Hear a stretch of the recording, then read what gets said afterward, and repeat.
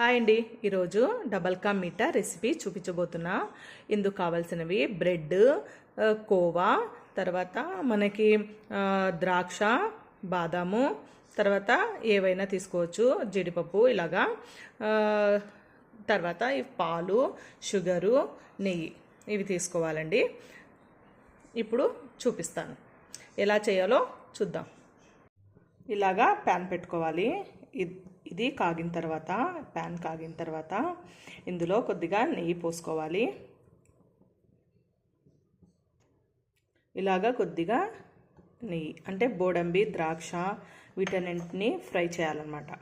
దానికోసం కొద్దిగా నెయ్యి వేసుకుందాము. ఒక 2 స్పూన్స్ అంతా నెయ్యి వేసుకుందాము. ఇప్పుడు ఫ్రై చేద్దాం. ఈ రెసిపీ చాలా ఈజీ అండి, చాలా ఈజీ. ఇది వచ్చేసి ఇలాగా ఫ్రై చేసుకోవాలి.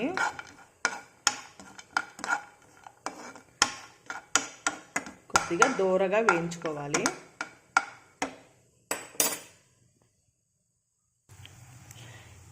ఈ రెసిపీ చాలామంది ముస్లిమ్స్ ఎక్కువగా చేసుకుంటారండి. ఇప్పుడైతే అందరు చేసుకుంటున్నారు. ఇది వచ్చేసి ఎక్కువగా ఫంక్షన్స్కి చాలా బాగుంటుంది. ఇప్పుడు ఏ పెళ్ళిళ్ళు అయినా ఏ ఫంక్షన్స్ అయినా కూడా చాలా టేస్టీగా ఉంటుంది. పిల్లలైతే మరీ తినేస్తుంటారు. కాబట్టి అప్పుడప్పుడు చేసుకుంటే బాగుంటుంది. ఇప్పుడు ఇలాగా దూరగా ఫ్రై అయిన తర్వాత ప్లేట్లో తీసుకుందాం. ఇప్పుడు ఇందులో కొద్దిగా నెయ్యి పోసి ఇప్పుడు బ్రెడ్ని వేయించుకుందాం. ఇలా కొద్దిగా నెయ్యి వేయాలి. ఇప్పుడు బ్రెడ్ని ఫ్రై చేద్దాం. ఇప్పుడు ఇలాగా చేయాలి. ఇలాగా కొద్దిగా ఇలా బ్రెడ్ని ఫ్రై చేసుకోవాలి. ఇలాగా ఫ్రై చేసుకొని పెట్టుకోవాలి.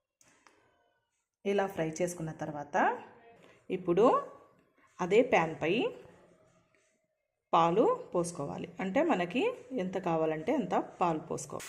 పాలని బాగా కాగపెట్టుకున్న తర్వాత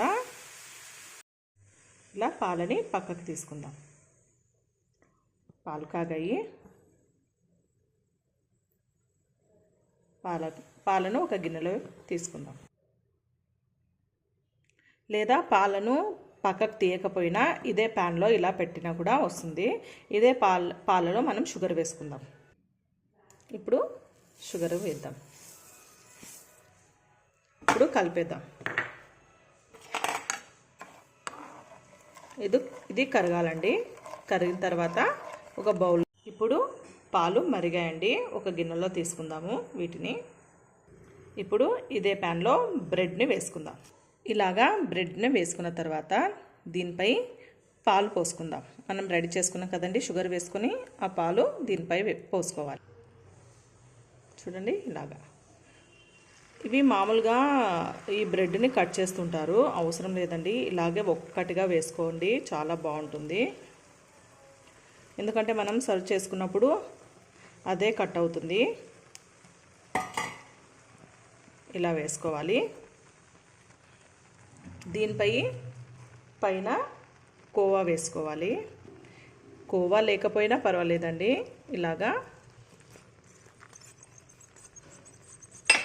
వేసుకున్నాను. ఇలా కొద్దిగా స్ప్రెడ్ చేద్దాము. పాలు ఇంకా కావాలంటే కూడా వేసుకోవచ్చు. ఇలా స్ప్రెడ్ చేసిన తర్వాత కొద్దిగా నెయ్యి పోస్తున్నా. చాలా బాగుంటుందండి, టేస్టీగా ఉంటుంది. దీనిపైన మనము ఫ్రై చేసుకున్న జీడిపప్పు, బోడంబి, బాదాము, ఎండు ద్రాక్ష ఫ్రై చేసుకున్నాం కదండి, అవి వేస్తున్నాను. ఇప్పుడు మనకు కావలసిన double ka meetha recipe ready అండి. ఇప్పుడు ఒక బౌల్లో సర్వ్ చేసుకుందాం. కొద్దిగా ఒక 2 మినిట్స్ మగ్గనిద్దామండి. తర్వాత సర్వ్ చేసుకుందాం. ఇలా ఉడుకుతుందండి. ఇక్కడ చూడండి. కావాలంటే ఎక్కువ మనకి మిల్క్ కావాలంటే కూడా వేసుకోవచ్చు. నేను ఇంకా ఎక్కువగా మిల్క్ వేసాను. కొద్దిగా ఉడికిన తర్వాత మనం ఒక బౌల్లో తీద్దాం. ఇలా ఉడకాలండి ఒక 2 మినిట్స్.